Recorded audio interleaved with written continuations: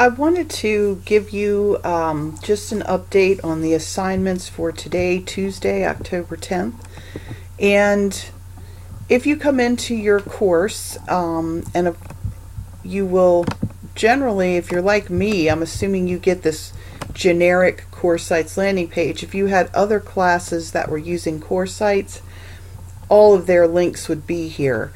So this is kind of the generic landing page. And if you click on Visual Basic, of course, you get into your actual Visual Basic Math 469 course. So I may have a few extra things you don't have on your menu, but the bottom line is you have these announcements right here. So the 9 weeks is ending. I have 2 things left for you to do by 11:59 p.m. Thursday, the day the 9 weeks ends. So of course anything else you're missing, like test 1, test 2, any quizzes, any corrections you want to turn in for the tests and so on, again, you have until 11:59 p.m. Thursday. Don't wait till the last minute, just because if your internet connection goes down or course sites happens to be not working, as it was a little wonky last night when I was trying to work on it, and it took a while for me to get in and be able to do what I needed to do. So those types of unexpected things can really hold you up. So if you wait until 9 p.m. Thursday night, you may experience technical difficulties that keep you from completing everything on time. If that happens, I need you to let me know, and I'll see what I can do to work with you before grades are due on Monday. So for today, Tuesday, October 2nd, I posted this last night, but here are the last 2 things that we need to do. One, we need to do another assignment for part of our 9 weeks project, and my goal was for us to have the actual computing history program written, but things didn't quite work out that way. So we will be doing that the first week or 2 of the next 9 weeks. But to kind of wrap up the thought process that goes into writing a program, when you're new to programming, you have to do a little upfront planning before you start getting into Visual Studio and writing code. When you've been doing it for a while, you don't have to do as much of that. But I want you to take the 10 people and or items that you had previously sent to me from that huge list of computing history. You narrowed it down to about 10 people or things that you were particularly interested in. And I want you to take those, I need you to put them into an Excel spreadsheet or a Google Slides document. And so in the first column for each one, so you're going to have 10 rows, and in the first column you're going to have the name of the person or object, such as Pascaline. And then in the second column you should have the sentence or 2 that you're going to use on the program to explain to the user what the Pascaline is. And so keep it short, no more than 2 sentences. Probably you'll run out of room on the page. It won't display as nicely, so I would say 1 to 2 sentences. So for the Pascaline, I might say this was an early mechanical device that did mathematic computations such as addition and subtraction, and it used mechanical gears to do it. And then finally, in the third column for each one, put the picture. You should be able to embed a picture in Excel, and I'm assuming in Google Slides. So put the actual picture that you're going to use of the individual or object. If you're having problems with that, for some reason you can't embed the pictures, then don't worry about that. Just make sure you concentrate on the first 2 columns. Make sure you spell check your sentences and that they are grammatically correct and look professional. Save this and upload it to the Dropbox. If that doesn't work, you can email it to me. But remember, everybody has chosen slightly different people, or even if you and somebody else chose the same people, your sentences and pictures should not be 100% the same. This is not one person do it and everybody copy. Everybody should have some slight variations in their spreadsheet, so make sure you do your own work. And we'll look at the Dropbox here in a minute. But the other thing is, one of the big things we're going to start working with next 9 weeks is the concept of random numbers. So having a computer, which is a man-made device, generate numbers randomly, and there's code that human beings have written to cause a computer to generate random numbers. So if we think about the fact that we're taking a man-made device and we're taking code written by the same human beings that created the man-made device of the computer, and they're using a formula or an algorithm to generate random numbers, how truly random are those numbers? Generally, what the manufacturers or the software developers like Microsoft, they create code libraries of frequently reused things that people need so that you don't have to write all the code to generate random numbers.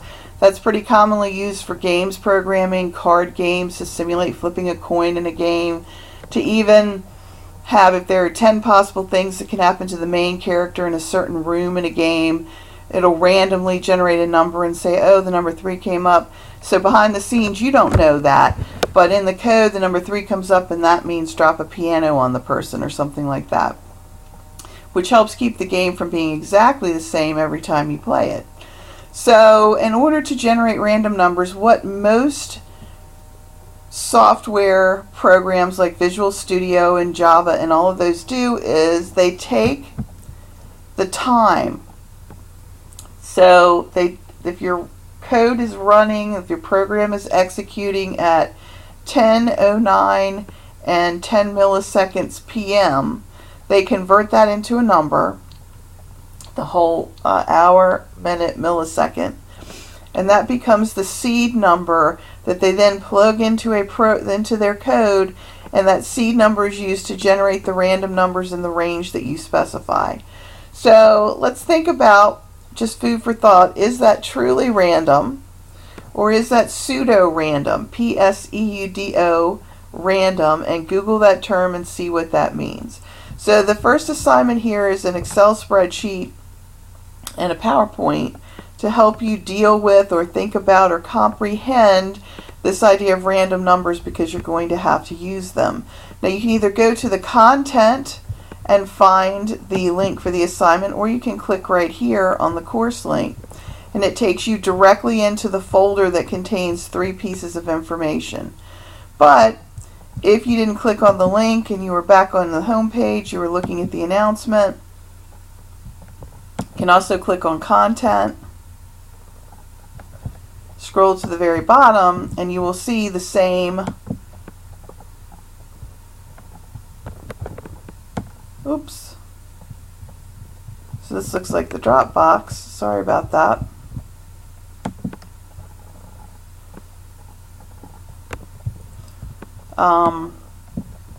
Let's try this again. Oh, I'm in the wrong one actually.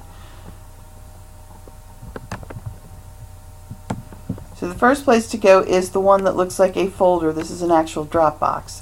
Excel assignment, and it tells you here's the PowerPoint and the spreadsheet. I don't know how to use Google Slides or Google Sheets, so I did them in Excel and PowerPoint. Please let me know if that's a problem, if you can't view them. I know you can at school, but I'm not sure about your access at home if you try to do this at home. So we'll come in here to the folder. Here is the PowerPoint with the actual instructions toward the end of the PowerPoint as to what you're going to do. So you're going to look at the PowerPoint and the spreadsheet, and the PowerPoint has some questions at the very end that you're going to answer. And you can put that in Notepad, Word, Google Docs, whatever.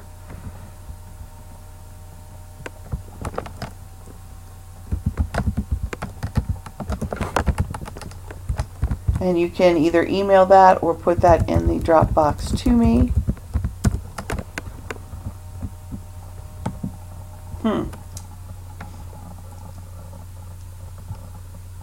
That was kind of weird. I'm not sure why it did that, but eventually the PowerPoint opens and you can see random numbers. Are computer numbers really random? So why do computers use random numbers?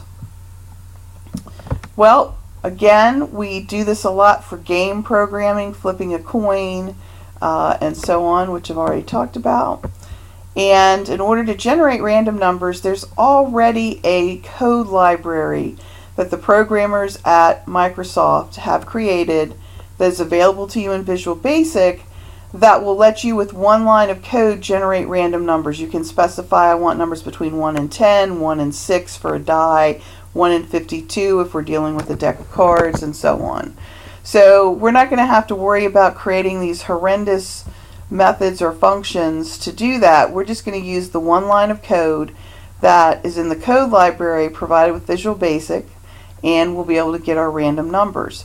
So what I'm telling you here is that we've got these functions, this code library. It's pre-written code from the programmers that actually work at Microsoft, so we don't have to reinvent the wheel. So they already have functions for square root and for other things, so that we don't have to get involved and bogged down in writing that code. That's pretty intensive code.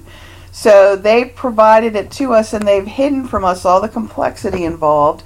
All we need to know is the name of the function and what we send it, such as the range of numbers that we want to get back in a random number generator, and that it will return whole numbers in that range for us. So I want you to have an understanding of random numbers before we jump in and start writing the code. So if we were going to simulate flipping a coin, we could use a random number generator. I chose to use 0 and 1. You could create a random number generator that used 2 and 3, and you could say, I'm going to make 2 heads and 3 tails.